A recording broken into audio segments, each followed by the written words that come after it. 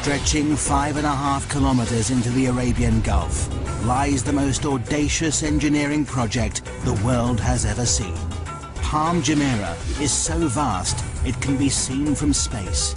Built only from sand and rock, threatened by earthquakes, violent storms and erosion from the sea, it's remarkable that Palm Jumeirah exists at all. If God had wanted an island in the shape of a palm tree in the ocean, he'd have put one here. Engineers must race against time and battle constantly with the forces of nature. This is a megastructure they thought could never be built.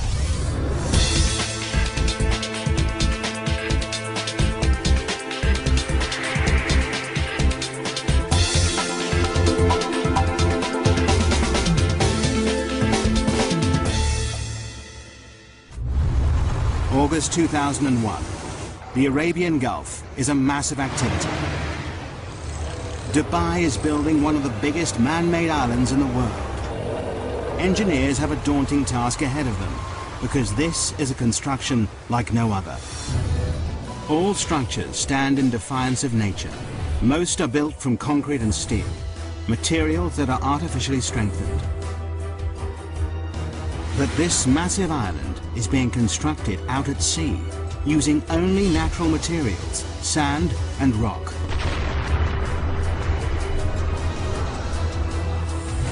And both start eroding the moment they hit the water. For project manager Bob Berger, it's a daunting task. Any construction is in defiance to nature, and this is an extreme example of that. Every day, we're trying to prevent the destruction of what we built. The Middle East, Dubai, the jewel of the Arab world. A kingdom built on the profits of its oil reserves. This tiny emirate, twice the size of London, is one of the richest places in the Arab world. But it hasn't always been like this. 50 years ago, Dubai was a trading town built on a creek. Over half a century later, it's been transformed. Now it's famous for gold, trade, and oil. But there's a problem on the horizon. By 2016, the oil will have run out. It'll mean disaster for the economy. Dubai must find a new source of income. The Crown Prince, Sheikh Mohammed bin Rashid Al Maktoum, has a $2 billion plan to save his country. He's ordered his kingdom to transform itself into the world's #1 luxury tourist destination. And the Crown Prince has a history of getting what he wants. To put Dubai on the map, he's already built one of the most luxurious hotels in the world, the Burj Al Arab, created top-class golf and racecourses, and is planning the world's tallest building. But now, the Crown Prince's big idea is mass tourism. Dubai seems the perfect spot. It offers sun almost every day of the year, glorious beaches and azure seas. 5 million tourists visit here annually. Now they want to triple this to 15 million. But there's a problem. The coastline is a mere 72 kilometers long. Not enough space for all these extra people. But how do you make your coastline longer? The Crown Prince's plan is to build a massive island, and he wants it done by 2006. What better for a paradise island than the shape of a palm tree? 5.5 kilometers across, it increases the coastline by a whopping 56 kilometers, 9 times more beachfront than the circular island. But no one has ever built an island this size and shape before. When I first heard of this project, I couldn't believe it. I thought it's incredible. The extraordinary plan is to build a city at sea. The palm will be covered with luxury villas, shopping malls and restaurants. The crescent-shaped breakwater, linked to the palm by a tunnel, will hold 22 hotels. The easiest way to build such a massive structure at sea is to use concrete and steel. But this doesn't fit with the Crown Prince's plans. His idea creates an added challenge. To blend in with its surroundings, the island must be made entirely from natural materials. The palm-shaped island will only be made from sand, 94 million cubic meters of it. All that protects this from the sea will be a breakwater, 5.5 million cubic meters of rock. Together, there's enough sand and rock to build a 2.5 meter high wall circling the entire world.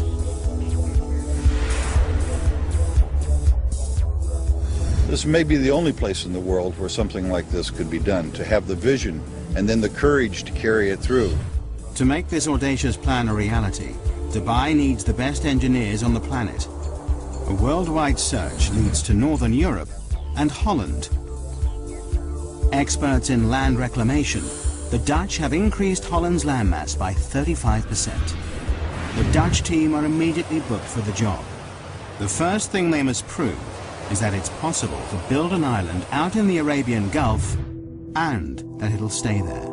They know the only way to keep the island in position is to surround it by a breakwater.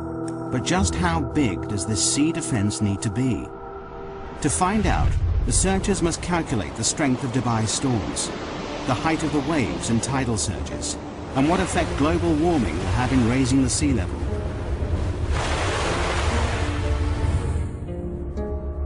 The biggest fear for all coastal engineers are massive freak waves.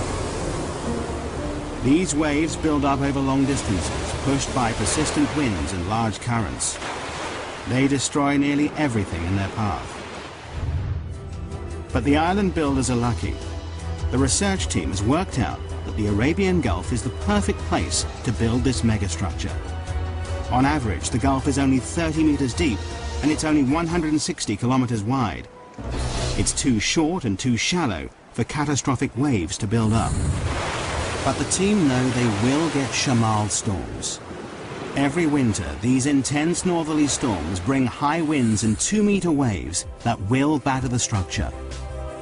Researchers must also factor in the worst-case scenario, the storm that hits once in 100 years.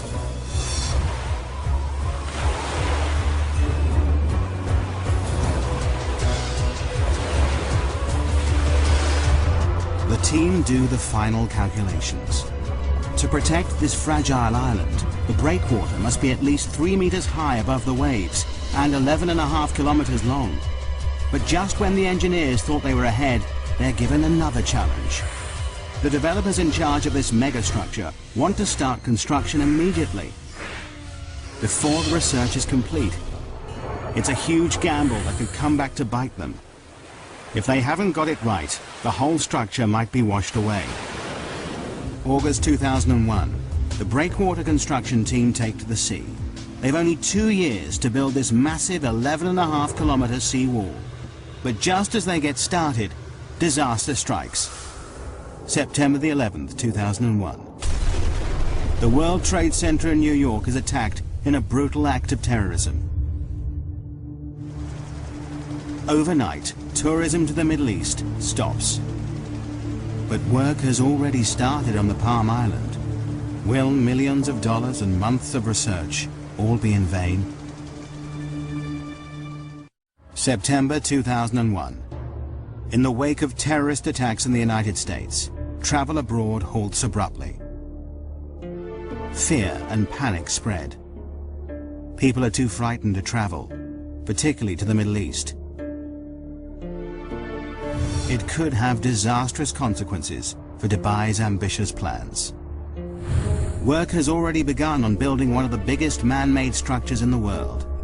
A giant palm-shaped island that'll transform Dubai into a world-class holiday destination. The massive 11.5 kilometer breakwater is under construction. Both the breakwater team and the Palm Island team are assembled to make the dream a reality. But 9/11 throws the plans into turmoil. The 1,200 foreign engineers fear their lives could be in danger. They make contingency plans to leave the country. In the meantime, they're advised not to go into Western hotels and bars. Business slumps. Beaches are empty. Restaurants deserted. No one wants to be here. For 3 months, Dubai grinds to a halt. The sun is setting on the Middle East's tourist industry. But the job must carry on, whatever the political climate. The oil reserves are running out. The Crown Prince stands firm. The developers are now committed to the build. Millions of dollars have been spent hiring the world's top reclamation engineers. They've worked on huge projects, like Hong Kong's Chek Lap Kok Airport, Holland's North Sea Wall, and Singapore's industrial centre. But no one has reclaimed a structure this size or shape before. By November 2001, the race to build this megastructure is really underway. 9 barges, 15 tugboats, 4 dredgers, 30 heavy land-based machines, and 10 floating cranes are needed to construct the massive seawall. For the breakwater team, their first step in this awesome challenge is to build up the sea floor. 3 massive dredgers take up a thin layer of sand from the barren seabed nearby. Then they dump the sand in a layer up to 7.4 meters thick. This must be done while the sea is at its calmest. To keep it in place, barge loads of rubble are dropped on top of this. This bed of rock will raise the breakwater from 4 meters below sea level to 3 meters above. It's the beginning of the sea defense, without which the island cannot exist. The sloping layers take out the force of the waves as they hit the wall, but the sand and rubble layer is only the base, the core of the breakwater. What really creates the protection is the outer armor. For this, engineers need vast lumps of rock. Each piece of rock weighs up to 6 tons. It's these massive boulders that will protect the fragile island from the destructive force of the sea. But sourcing enough rock is an enormous task.